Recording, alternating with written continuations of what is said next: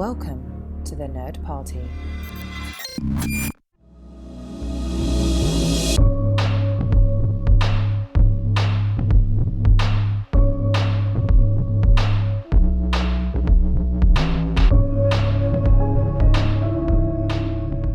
Welcome back to House of McTiernan, this time on location in our little treehouse hut thing in the middle of the rainforest behind the house. But, you know, it's to get us in the mood to discuss this week's movie, Medicine Man, the critical darling, that came out in 1992, the second collaboration between McTiernan and Sean Connery. And it is my delight, my pleasure to welcome my esteemed research colleagues to discuss Medicine Man. Dr. Sci-Fi himself, Darren Moser. Darren, how are you today? You know, something tells me my doctorate in science fiction is not going to help me very much with the research we're doing here. But doing well. The boat trip was very long. I would argue that maybe a doctorate in science fiction may help a lot with ameliorating some of the things in this movie. And then, of course, Dr. Giggles, our compatriot from Illinois. How are you, sir? Tristan Riddell, welcome to the encampment. I'm not a boy. I'm a podcaster. Well, that remains to be decided by the end of this episode. I will That's also true. say this is how I test my mettle. Now that we were just discussing off camera, like I've been doing this 11 years, but no, it's come down to this. This is the moment that we decide what happens. And John, you have a little something on your forehead. I'm afraid it's permanent. It's not going away.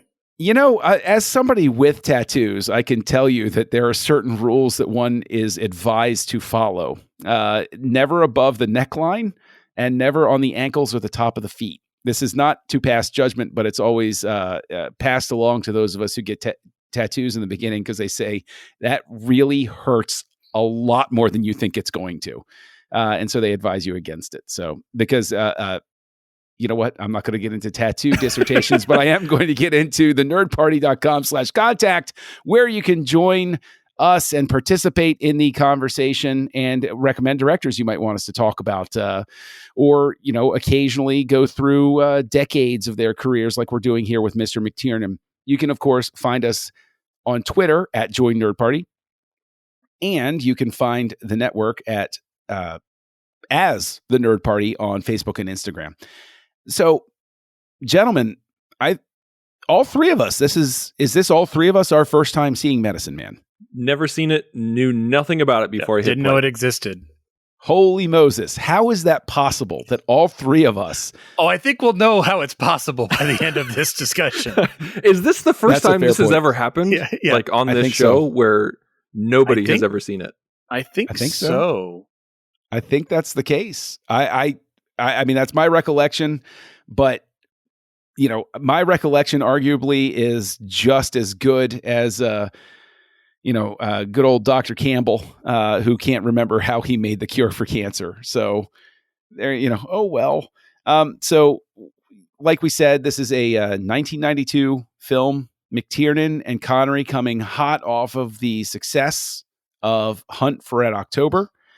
Essentially, a movie like that is pretty much licensed to write your own check, I would argue. Yeah. Right? This feels like a write your own check movie. Yeah. Connery's coming off of The Untouchables, which I think was 87, Indiana Jones and the Last Crusade in 89, Hunt for Red October in 90. McTiernan has 3 in a row with Predator, Die Hard, and Hunt for Red October. They basically could have done anything. And instead, they chose to do this, which is a movie. Again, it's about a doctor in the Amazonian rainforest who's living with a native tribe, and he has discovered the cure for cancer. And Lorraine Bracco plays Dr. Ray Crane, who goes and finds him and discovers that he's lost it. And I guess this is supposed to be how Dr. Campbell got his groove back. But outside of that, Darren, I got to ask, was this movie anything like you expected it to be? Was this the movie you expected to watch when you watched Medicine Man? All I had to go off of was the poster, which is, he's standing there. I did notice at first because he's got the ponytail, and I'm like, he got his ponytail that he wanted to use in Red October. I will say it looks way better on this character than it would have on Ramius. But apparently it was based off of Jerry Goldsmith's ponytail. That's right. He's like, what did he say? I want your hair, I think is what he told Goldsmith. Like he saw him at a party and said, I want your hair. And Goldsmith said, you can't have it. It's mine. I think this whole movie was based around that interaction, and it spawned this entire thing. Yeah, this movie. It's like, it's a little bit African Queen. It's a little bit like Romancing the Stone. It's like, there are parts that I do enjoy. Like, I love all of the stuff in the trees with their rope climbing and zip lining. Like, that was fun and something that we don't see very often, because I'm pretty sure all of this is on location. I did not get a feeling that they had recreated part of the village in a soundstage. It felt very on location for the vast majority of this. So, which we all know is, bucks. But yeah, I did not know what to expect in this. And even the term medicine man, it's like, what? Okay, is he? I'm assuming he's a doctor, and I got that right. Mm-hmm. But it was a ride on that zip line the whole way.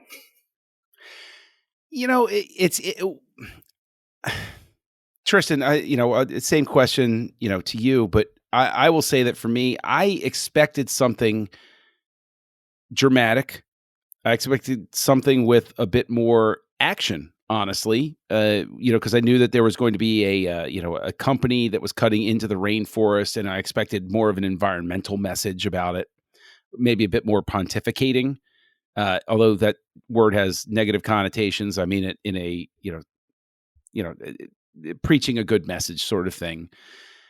But it was completely threw me off kilter when the music started over the opening credits. And yes, me too. I was like, is this a comedy? Like, am I completely misjudging the tone? It's like, what is this tone? Like, it's not drama. It's like, I felt that way kind of all throughout the movie. Like, I'm going to jump ahead here, and because we usually save music to the end. But I hated the music in this because I could not figure out the tone. All over the place. Like, what are they going for? Are they going for action? Are they going for suspense? Are they going for romance? Like, are they going for comedy? Like, I could not tell. There, like, you kept talking ziplining in the trees and everything like that. Like, you'd think you'd want a sense of wonder, but what I got was a sense of a romantic comedy. And it was just so utterly strange. And then, like, and it made me question their relationship all throughout, where I'm just like, wait, is this a mentor-mentee? Are they, like, butting heads? Are they trying to say that they're going to be romantic? And then at the very end, you could tell that they cut out the kiss. But it just, the music did no favors for this movie. And when I hit play, like, this is actually pretty much what I expected. Like, I expected something that was like Sean Connery would be a gruff old man, and Lorraine Bracco to come in and be the fish out of water. And I expected, I didn't expect any action scenes. I just expected, like, emotional dynamics and some sort of problem in the jungle. So, like, again, it was very low. Like, I didn't have any intricate guesses. Like, this is all from the poster, like Darren. Like, I had the only thing I knew about was from the poster. But right when I hit play, I saw the Rotten Tomatoes score, and it said 18, and I was like, oh no. And what's really weird about that is the people that I spoke to through the years didn't rag on the movie where I thought I was watching an 18% on Rotten Tomatoes movie. I thought that this was going to be something where it was very middle of the road, very safe, very saccharine sort of thing, and forgettable. But this is, maybe this tips my hand for later a little too much, but this is memorable for all the wrong reasons. The score is one of them. But Darren, you mentioned that there were things that you did like, and I know that it's entirely too possible for this discussion to go south real fast, and it probably still will. We're going to look for But- peak 37 of joy as we dip down into the next one. But There you go.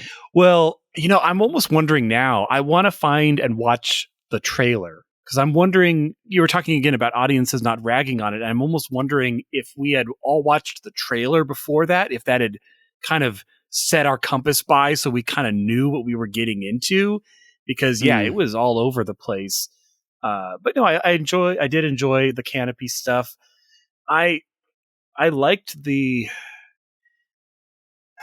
It's positive, Darren. Stay positive with all the good stuff. No, come on, stick with it. Come on. No, again, like the relationship in the beginning was really interesting. It's definitely the fish out of water. It's definitely, and it's hard because they're trying to establish this relationship, and they're doing a lot at once, which is really tricky because you're establishing, that his wife has left him, and you're establishing that, she's fighting kind of I'm a woman in a man's profession stuff. You're adding that in, and you're adding, more naked butts than I care to look at, in a lifetime in this movie. But yes, but for the first half, I enjoyed their chemistry as far as that professional relationship and working together. I did not like kind of I felt left turn at the very end where, maybe it was written on the wall, but I did not think they needed to go in that direction in a romantic way.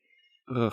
But I would have been totally fine without that, with her leaving and like right up until where she's like, I'm leaving and you're going to get the people you want and I'm going to support you and this is going to be great. Just cut, movie over. We're done. And then I don't know. It went in a lot of different ways. I will wade in and kick it over to you, Tristan, to get your opinion on this. But I found something interesting and pleasing was in some of the photography.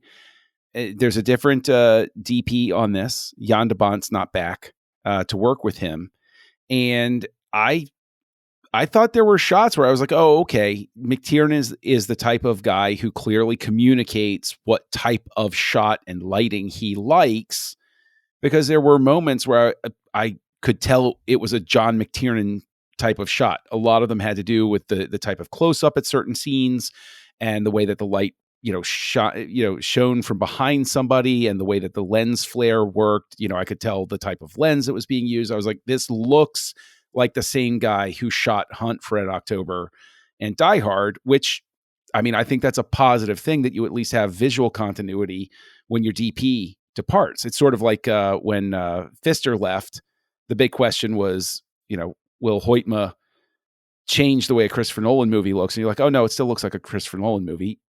So I think that's a positive. Was there a question in there, John? Do you agree that that's a positive? I'm struggling, man. Okay, come on. Yeah, give me a break. I think you kind of answered it yourself. But one thing that I noticed, that there was more than a few shots that had swirly bokeh, and I don't know did you guys notice that, where every once in a while in the jungle shots, they were all jungle shots, but where you had a few wide shots where Sean Connery was barely in focus, and then the depth of field around him was swirly. It was circular. Mm-hmm. And that doesn't normally happen. You have to intentionally do that. And the story behind that is pretty interesting. I'll try to keep it short. But way back when, I can't remember exactly what decade, but it was a long time ago, back in the day, the Russians tried to create some knockoff Zeiss lenses, and they called them Helios. And due to a manufacturing error, because, Russian, there was something wrong with the lens, and so all the bokeh, if you will, was swirly instead of how it normally looks. And people actually really liked it. And again, because it was Russian, they over-manufactured it. And so there's thousands and thousands of these lenses floating around, so they're really cheap to get. And but I checked the lenses that they used, and they were all Panavision lenses. And so I don't know if they put a filter on it or if they, the DP put a Helios type lens on it and didn't register it with IMDb 30 years later. I don't know. But like, that's what really caught my eye. That was a specific stylistic decision, but I don't know how that matches with the rest of the picture. Like, I'm like, what are you trying to say? Because it felt kind of random when they used it. And but I did like the photography when we showed kind of the breadth of the rainforest, like when the rain braco is high on coca leaves, and then like sees the gorge, and you get that nice pan, or when she's up in the trees and they actually got the camera up there and you see the pan again.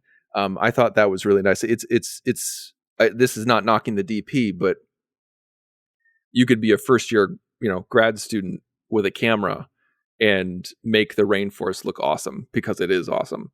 But those shots in particular were quite good. Well, and it's interesting too, because it is a marker for how different things become later. In the modern day, they would just create that on a soundstage with a bunch of, they'd have like one fake tree that the actor was in, and then they'd have a CG background to get the exact right thing so that they didn't have to worry about weather. So it is nice to see a real, a real forest highlighted like that. It's difficult because I think Darren hits on something where there are elements. I'm not going to say that there are parts that I like that feels a little strong, but there are parts that I want to like. There are parts where I'm looking at it and I'm saying almost, okay, yeah, it's just the puzzle isn't quite going together. So, I mean, Tristan, for you, what are some of those parts? What parts does it work together, or what are the parts where it's like it's close enough that you're like, I'll give this scene a pass? Yeah, I think sometimes the banter back and forth was pretty good. Like when Braco was passionate about what she wanted and what she, when she wasn't convinced that he was right, she's like, "You're a drunk. You could have gotten it wrong. You could have made a mistake." And he's fighting back. I thought the casual sexism at the beginning was interesting. I'm not advocating it, obviously. I'm just saying that it was an interesting dynamic, because it's something that a lot of character establishing.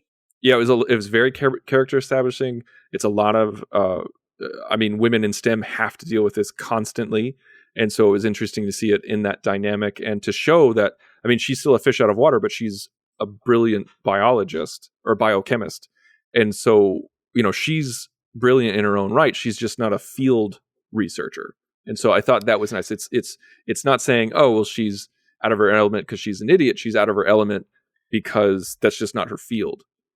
See, just as a quick thing, the read I had with what we're calling the casual sexism is that, especially as we discover more about Connery's character, is that it's not genuine. He's doing it to just try to drive my sense is that it's the thing he knows is going to drive a person away from him. Or do you think it was genuine and this movie is a story of somebody learning to accept that, women can accomplish things as well? Because in the context of the movie as a whole, I came to think of it as, oh, he's just an a-hole and he's just doing, if somebody showed up and they were overweight, he would attack that.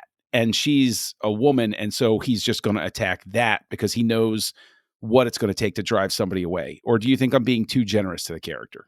I think it might be a little bit too generous, but at the same time, I want to say both. I think he does have a lot of sexist beliefs because of who he is. But at the same time, I do believe that he was just like, oh no, I want to get rid of this person. So what's the easiest tool to pull out of my toolbox? Oh, my sexism. I feel like it's kind of a both scenario there, and obviously not a stretch for Sean Connery to act. But I do believe that it's definitely a facet that once they get to know each other over time and he realizes that she's competent and that he overreacted, then I think, the respect, definitely grows, but it doesn't mean that his sexism went away. I don't think it means that like, oh, he learned a lesson and he's not going to be sexist anymore. I think it's just, oh, I don't need to be sexist toward this particular person anymore, because we all, we're all defined by our own personal experience. And I think this is just showing his personal experience in that arena. But I didn't really like the things that I really liked it when there was the driving plot of trying to find cancer, the cancer, the Spike 37, like trying to figure that out. I really loved all that stuff. The stuff in between felt like we were wasting time. Like, like, oh, I have a headache, and so I'm going to take this. I'm going to act like a fool for 5 minutes. Or when honestly, when they were up in the trees, I thought it was nice for the first 30 seconds, but I don't think we needed 5 minutes of it, that kind of thing. And I just felt like they were padding the runtime really hard. I feel like they had a really good idea, and they're just like, okay, this is probably 45 minutes worth of material. We need to add an hour. How are we going to do that? Mm-hmm. And I think that's one of the reasons why they had to do $1 million rewrite, because they realized that they had something good, but it wasn't big enough to make a motion picture out of. And I think that's my main thing, is that like the stuff that worked, I think worked. But there were so many times when I'm like, oh my God, what's the driving force? Why are we in this scene? Like, we've established the characters at the beginning, we've established the plot. Now let's work towards that. And let's not make a pit stop every 10 minutes. Yeah, I think that there's also, to speak to that point, the whole detour to have her fall into a tree and have him be an action hero and rescue her was such an odd choice. And it doesn't particularly work, but Darren, one of the things that McTiernan said was he referred to this as, let me get the exact quote right here, because people were not kind in their judgment of this movie.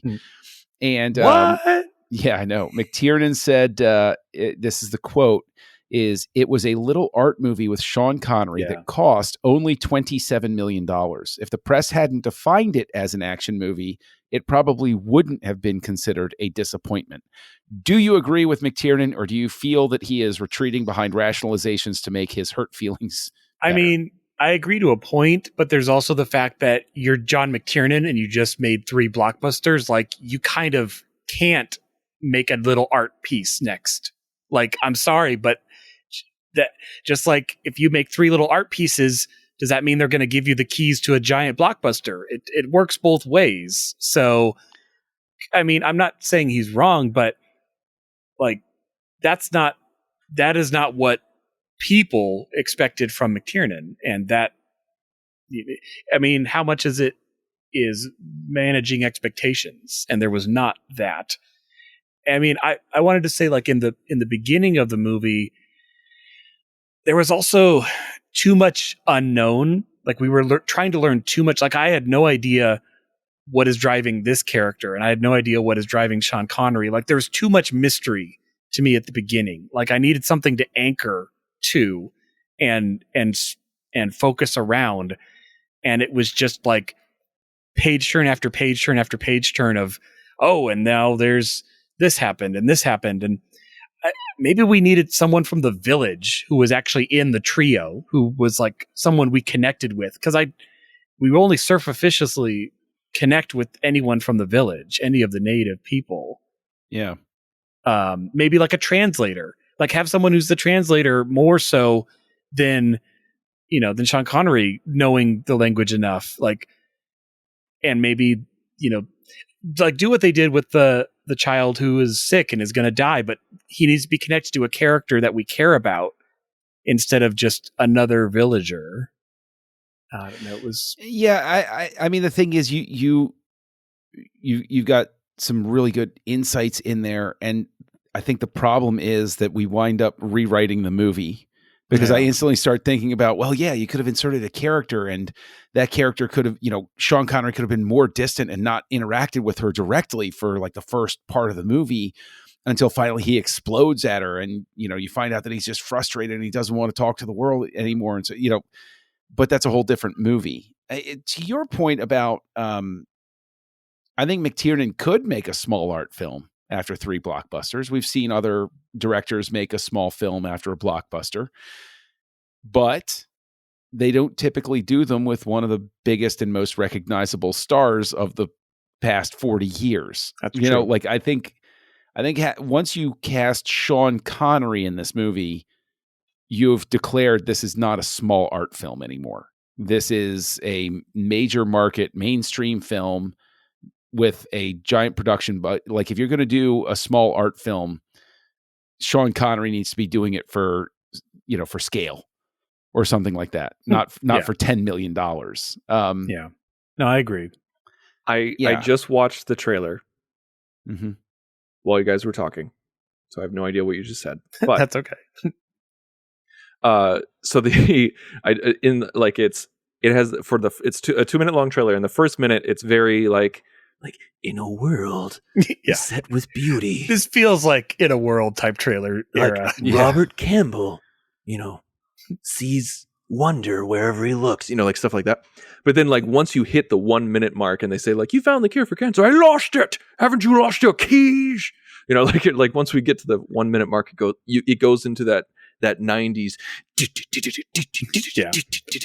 Oh, there's drama. Every single shot that involves any kind of kinetic energy is thrown into this little montage. And then at the end, though, it says a John McTiernan film. Now, that's obviously saying something. Like in 92, if you're because they barely do that now. I want to see the new Sean Connery, John McTiernan film. This is not what I would expect to get at all. Right, yes. Right. And now I'm not saying that that's McTiernan's fault, because a lot of the time, in fact, most of the time, directors have nothing to do with the advertising or the promotional material. And so I'm sure, people at the studio were like, okay, we got to zhuzh this up. Like, let's get people in the seats. It doesn't matter about word of mouth later. We got their ticket money if they see it first. So I think this is definitely a problem of mixed marketing or messed up marketing and unrealized expectations. But at the same time, I don't know, man. I don't. I can keep going on, but. There was a moment that I was really interested in was when we learned about his past and that other village that got wiped out because of lax protocols or following the protocols, and it still didn't matter. Like, when that happened, and I think the line was, when he kind of slips up and says, like, oh, I don't think the medicine man, who I guess was from that village, didn't realize it was me. That, like, oh my gosh, that moment, your blood kind of goes cold and you're like, oh. And then I still don't feel like we got really a lot of payoff off of that. Like, that moment was great, but it happened way too late in the story. Like, that should have been, I would have put that way earlier, because it defines your character. Yeah. Because we didn't know that is literally his motivation for the entire movie. And we learn it like 3/4 of the way through the movie. Right. And then they had a scene where she found his notebook and filled with drawings of all these dying people. And then they do a smash cut to her being woken up. And you're like, wait, was that a dream? Was that a memory? And it was a very, very confusing cut where I'm just like, did she actually find this notebook? Is the notebook not real? Is it real? Like that? Because we saw the notebook earlier. When he said, oh, my notes are in the green notebook on the left, she goes for the green notebook on the right, which is that notebook of the drawings. And he's like, no, your other left, because she almost opened the one with all the dead drawings in it. Right. I think that smash cut is possibly evidence of part of the movie being cut out. Maybe after tests. Maybe they had a big fight because or something. Or, I mean, or maybe it was as simple as they were just trying to inject some energy into it. Because by that point in the movie, it just sort of hits this point where it's like, oh, okay, what are we even doing here? What's happening? What's going on? I got to ask the question. when they pull the plants off the trees that are, the 100 feet up or whatever like that, which you have to question sometimes though, because like it's one of those things where it's like it would never occur to me to be going up and be like, you know what? I wonder what's 100 feet in the air. Why not? I'll just pull some stuff down and see what's going on, because it's like that's just always that sort of leap of curiosity that doesn't occur to me that the magic plant would be 100 feet in the air, growing on this one type of tree. But I thought that it had tipped its hand too early when they're on the production line, basically. Yeah, I know exactly what you're going to say. And the ants are in it. I was like, oh, it's the ants. It's the ants. Yeah. And she washes them away. I didn't and I was catch like, the ants earlier. Okay. Well, I mean, the thing is, they're it's kind of like when they tiny. focus on the chef in Red October. Like, whoa, why does he get his own single shot? Yeah, exactly. Exactly. Yeah. So, okay. So we're sort of a split vote here that it wasn't necessarily, Darren, you don't think it was tipping its hand too early? Oh, it probably was. I just didn't notice. I didn't catch fair enough. that shot. So you didn't even recognize the shot. There were a lot of naked butts, guys. Okay. I was trying to not look straight into the screen. Listen, I gotta say, what was uncomfortable for me about that scene in just the weirdest way was looking at all of the natives without clothes working on this basically drug production line. I was literally reminded of movies I've seen like New Jack City or American Gangster. Where that's where you see it's women in underwear processing the drugs. And I was like, that's one of the frustrating things about the movie is, were they trying to make a commentary about the pharmaceutical companies being like drug pushers? Is that what we're going for? I don't think so, but Darren, do you think it's a possibility? I mean, maybe. I don't.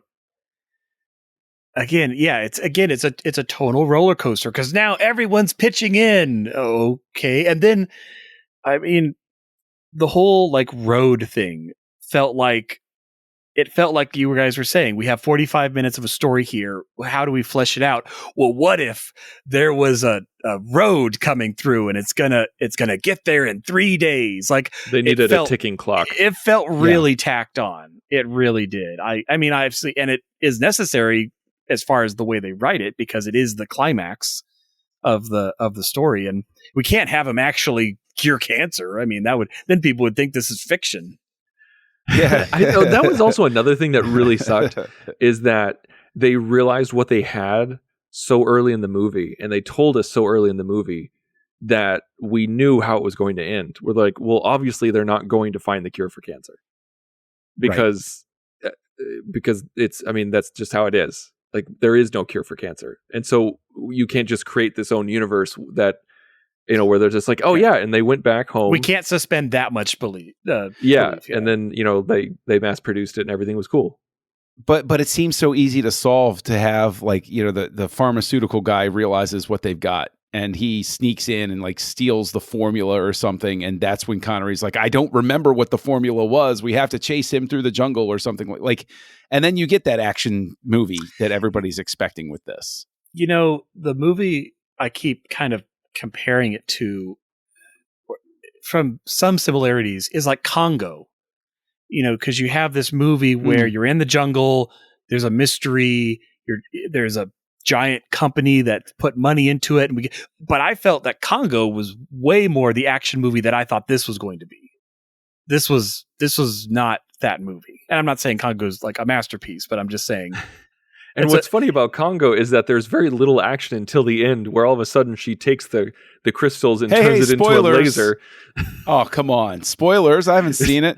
No, come on, man. The movie came out in 95, John. Like, hey, it's a movie about conservation and about like reintroducing gorillas and everything like that, and like finding that there's like mean gorillas for some reason. But then out of nowhere, she takes the diamonds or crystals that they were looking for, slaps it onto a piece of machinery, turns it into a laser, and just starts hacking gorillas left and right. And you're like, what is this movie? Well, I think that the better title would have been Mean Gorillas, just like you said, and it would have, been an influence on Mean Girls. No, but okay, so like you mentioned it, you kind of touched on it a little bit about how this maybe needed a little bit more of an antagonist, or maybe something involving the pharmaceutical company or companies. I think that's something that kind of got to me at the end was they had a commentary about one civilization, or one, like predominantly white civilization, going to Aboriginal tribes and wiping them out because of diseases, or because of because of industrialization, things like that. I thought that was a really nice commentary, and I wanted to see that continue. And I think if they wanted to bring in the whole pharmaceutical thing because of it, that would have been interesting as well. But I don't like how they ended it, because I feel like it would have been a much better commentary if it was, we found it, but now we can't release it because they stole it, or they refuse to release it. Now we got to figure out a way to let people know, and then it's kind of up into the air if they succeed. But to say that like they're gonna make a road, but then Sean Connery's ultimately the reason why it burned to the ground, because if they didn't intercede, if Sean Connery just left them alone and they bulldozed a few trees, maybe not everything would have burnt to the ground. Mm-hmm. And so that's like, what's the message here? Is it just that no matter what no matter if you have bad intentions or good intentions, you're just going to screw over the indigenous populace? Or is that the message? Or what is it? Maybe. I don't know. Maybe that's the message of, no matter how little we try to impact, we're always going to impact more than we expect. How many does it take, Admiral? I think that were you just quoting Star Trek? Yes, I was. Okay. Was it Insurrection? Yes, it was. Okay. You don't get to give a rating of this movie afterward because of that. But with the ending, I felt it was apropos. No, it wasn't. What I think was really wild was how out of place the ending feels, because it seems way too lighthearted and happy in the wake of the fact that these people's homes got wiped out, their traditional, gathering area or whatever is wiped out. All of his notes are wiped out. His computer's burned to the ground. Gone. The cure for the cancer is gone. They have no idea whether this plant grows anywhere else, but we'll have some saucy banter and we'll have her narrate her farewell letter to her fiance. A horrible voiceover from Lorraine Bracco. There was a few points of the opposite of genius inspiration from Lorraine Bracco when it came to her acting moments. Like, she is a good actress, but several points in this film, I'm just like, maybe they could have given a second or third take. But like, it was so confused, because at the end it's just like, dear Tom, I don't want to marry you. Like, it was just her tonal range was all over the place. It's like she didn't actually read it before they hit record. I think that I think that a big problem is that Lorraine Bracco is a good actress, but and this is just a fact. Some actors and actresses are not cut out for certain types of roles. And it's just the energy that they bring. I'm not going to cast William Shatner, even at the height of his powers, in my mob drama. And I'm not going to cast Lorraine Bracco necessarily in Medicine Man. I didn't get she was very stiff through the entire film. And while I know that it's too easy to be too mean to somebody for their performance on screen, that it's the director's job to get the performance from you, I couldn't help but look at it. And this is the weirdest thing, is I looked at it and I said, Bonnie Bedelia, who was great in Die Hard, the whole movie I was sitting there saying, why didn't McTiernan reach out to her and get her in the movie? because I think he could have gotten a really good performance from Bonnie Bedelia in this movie. And I think she would have been a really good fit for this role. And I just think it's a case of you got a good actress, but not for the right role. And as a result, she seems so stiff through the whole thing. So, Yeah, I know exactly what you mean. And honestly, I don't think this was Sean Connery's best performance either. I feel both of them could have been recast. I don't want it to sound like we're ragging on Lorraine Bracco, but I do feel like both of them. I feel like this is the wrong people for the wrong movie. Well, and I mean, at its core, it's called Medicine Man, but it's not really his story. It's her story. Mm-hmm. And I don't know, maybe like switch it around where it's all from his point of view, and then this person storms into your life and upsets what's going on. I don't know, like tonally, like I think it's just all the things we've been saying. Tonally, it was a roller coaster. Romantically, roller coaster. Like just musically, roller coaster. That wasn't much of a roller coaster. It was more of a tilt-a-whirl, or possibly the teacups, which even though you can ride roller coasters all day, every day, you ride the teacups and then suddenly that's the one that gives you an upset stomach because you're like, no, I don't like wait, oh my gosh, I got to keep going. And I'm not one to typically beat up on a Jerry Goldsmith score. The guy's done he is an unheralded genius with film score. Like everybody gives praise to Williams and company, but Goldsmith delivered some just insanely fantastic scores through his career. But this just ain't one of them. This feels like he made the music without seeing the picture, and then McTiernan said, good enough, we'll just slap it on. Yeah. Or it's possible that he watched the preview and he didn't know what type of movie he was scoring, and he showed up and he went, oh no. Well, this is what I got. Unless you want to pay me another $1 million, this is what you're going to get.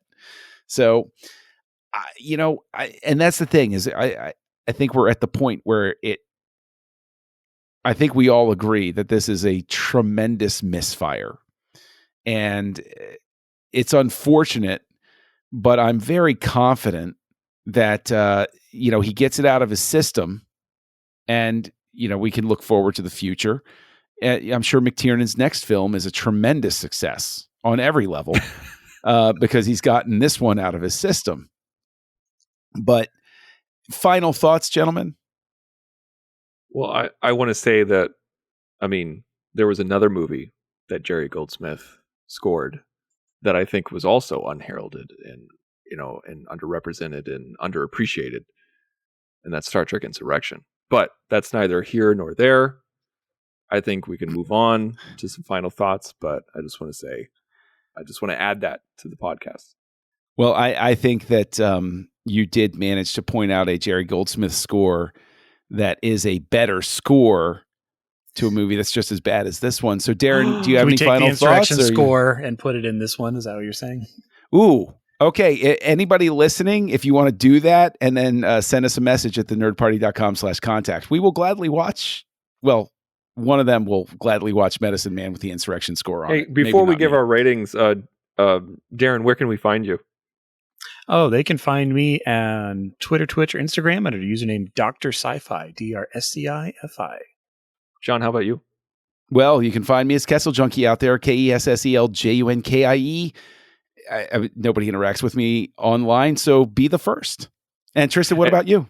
You can find me at the Insane Robin on Twitter and Letterboxd, and you can find all of our other shows because we each have shows other than this, like Star Trek, Star Wars, and a Maker podcast for Darren that you can find at thenerdparty.com, and you can find our individual bio pages by going there.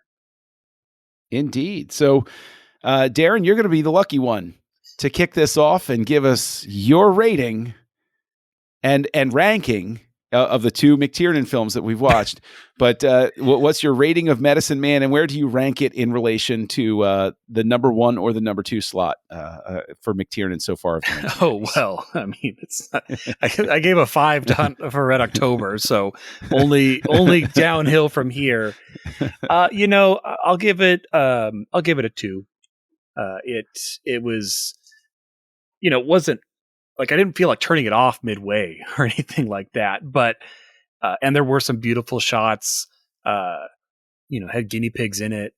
But I but didn't at know that the was a end, selling point for you. well, they were watching it with me, our guinea pigs, and it's like don't look, they're getting injected with cancer. You don't want to watch this part. They didn't like that part, but no, I think misfire is the best way we can really wrap up around it. And I didn't know this movie existed before this week, and probably will never watch it again. So I give it a 2. Tristan, I'm curious to know where you landed with this. I think I'm the same as Darren. I'm giving it a 2 because 2 for like 2.5 is mediocre for me. 2 is bad, and it's a bad film. It is a bad film, but anything less is kind of like Walmart bin. Like it's something where you're just like, how did this get made? I got to turn this off. They don't know how to handle the camera. The acting is just atrocious. Like, like the score is from a 1990s video game, like stuff like that. And so I'd say 2, but yeah, I'm with Darren. I'm never going to watch this again. There's no reason to whatsoever. And I rank this underneath Hunt for Red October. Fair enough. Well, to remove any suspense, I think 2 is too generous. You're a harsher critic than I am, so I was expecting you to go lower. There were moments where I did want to turn this off, where I was like, the only reason I'm finishing this is so I can just talk about how gloriously I didn't enjoy it. There are moments that are fairly intriguing, and they're the seeds of good ideas. But the entire experience, I think, is just Sean Connery wanted to be in this movie. And John McTiernan was just going to do the best that he could with it, even though he was not suited for this material. Because while I sit there and I say, well, Lorraine Bracco was not suited for this role, and I agree, Sean Connery wasn't really suited for the role, John McTiernan was not suited for this film. This is a guy who's not where his strengths lie. And I think it shows clearly. And so this winds up, heaven help me, with a 1.5 because I'm feeling generous. Where I'll avoid the movie. I'd rather sit there in silence than watch this again. It made me think: what if Alec Baldwin had been in this? Like a much younger actor. I'm just talking about like a younger actor. There's less of this weird age gap, like we're trying to piece together. And he's younger in his career, but obviously also like feels the emotional impact of what happened at the Village. I mean, if we're casting people beyond Sean Connery in that role, maybe that would have been interesting. I think a younger actor like Baldwin would have worked and definitely would have pushed it into the romance. They would have had a right. A romantic then you thing could go on. deeper in the romance for sure with that. Yeah. I say older. No joke. I say push Sean Connery push an older actor than Sean go Connery. Like father figure. Yes. Where there's no zero chance of it. Mentor mentee. Yeah, I think you'd have a better movie that way. Well, because if you go younger, I don't feel the history. I don't feel like this true. guy has seen some stuff. I mean, I would think like Anthony Hopkins, but at an appropriate age. I don't think he would have been the right age in 92. I feel like Anthony Hopkins today.